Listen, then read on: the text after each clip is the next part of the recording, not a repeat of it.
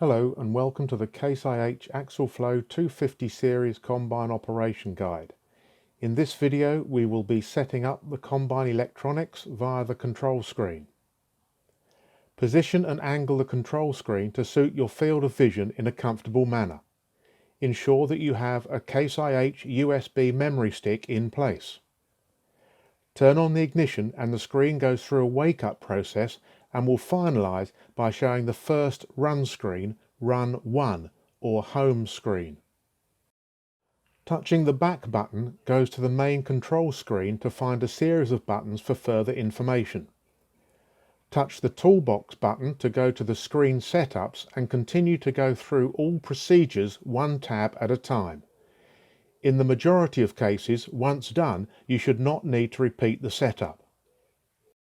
Display. Input time, date, etc. And of course the language, Advanced and AFX. Operator. Input your name, units display mode, normally mixed and text, date, etc. Layout is to set up the run and summary screens and is subject to a separate video. Video is used to tell the combine if you have any integral cameras fitted. Combine. Give the combine a name if running with more than one combine. If the combine has tracks, then UCM3 is yes, and the console backlight is the backlighting when the work lights are on. Engine tab. Set the alarm at 2000 RPM. No clogging sensor. Fuel level alarm at 5, and if seen, set the engine cooling fan range to limited. On the electric tab, the ACS should be on. The hydraulic tab is all factory set. The drive tab, select the guidance system. Auto Econ, Auto Low Idle, feed rate should be factory set. Scroll down. Maximum ground speed can be put in here or via the harvest command system, so just put in here 12 kilometers an hour for now. The others should be set.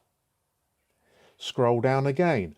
Load the drive wheel radius, be it a tyre or track drive wheel. Differential lock is yes. Powered rear axle, yes or no. Enter the calibration distance to be measured out. This is normally done by the dealer at PDI. Is the P gain and the rest through to high and low range max settings. In these two, select first gear and input the maximum speed in high range and the maximum speed in low range. You may put in 15 and 10 kilometers an hour. This may be good for headland turns. Then select second gear and do the same again. You may choose 12 kilometers an hour and 24 kilometers an hour, for example.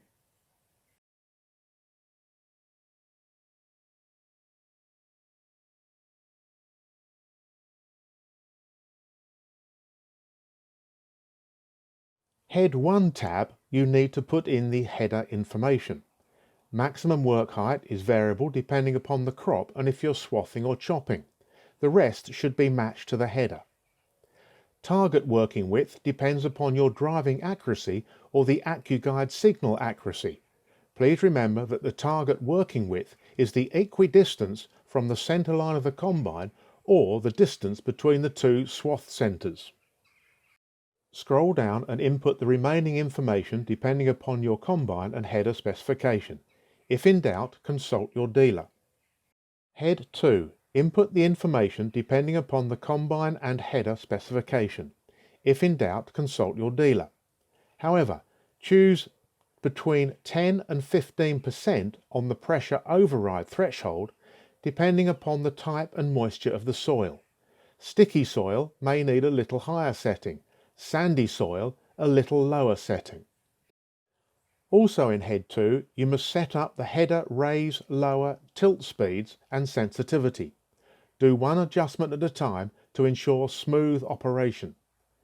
Set the minimum reel speed regardless of forward speed and for when turning on headland. Set the reel speed relationship to the forward speed. Factory set is 100% or 1:1. Normal setting is 5%, so increase to 105. If lateral tilt is fitted, both auto tilt and auto level should have the automatic setting selected. Feeder tab should all be factory or dealer set. However, if you have the adjustable faceplate, you can choose if the in-cab adjustment is live or not. If yes, then this is controlled on the multifunction handle using the shift button and the reel fore aft button.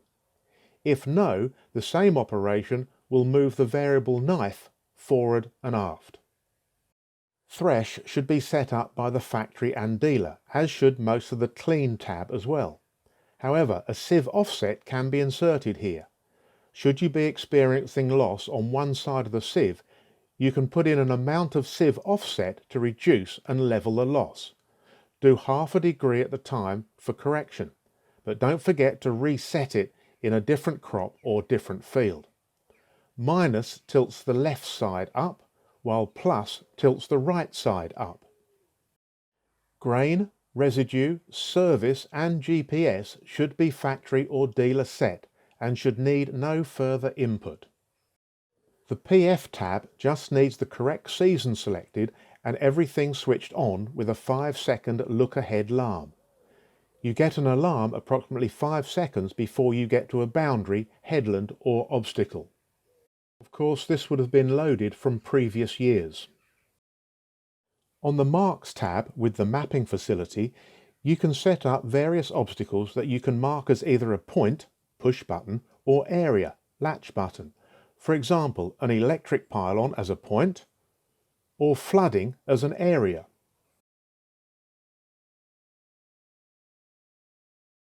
Yield, Nav S, Row G tabs should all be factory or dealer set.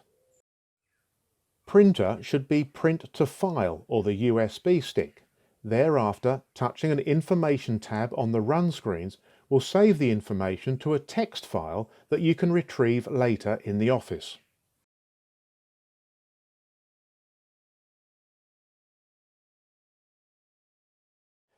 Telematics should be dealer set. However, you should generally have an AM53 modem selected. Enable file transfer and check the correct size of the fuel tank has been entered. The Activate tab is for future software unlocks which are currently unavailable. The Unload tab is yes or no depending upon the specification. If you have the spout operation point showing, this is the percentage or angle that the spout automatically goes to as soon as you turn on the unloading auger. You can change this to suit your grain cart height and distance away from the combine. Occasionally, the Tier 5 engine combines will need to manage the catalyst exhaust system by burning hotter than normal. This is generally automatic.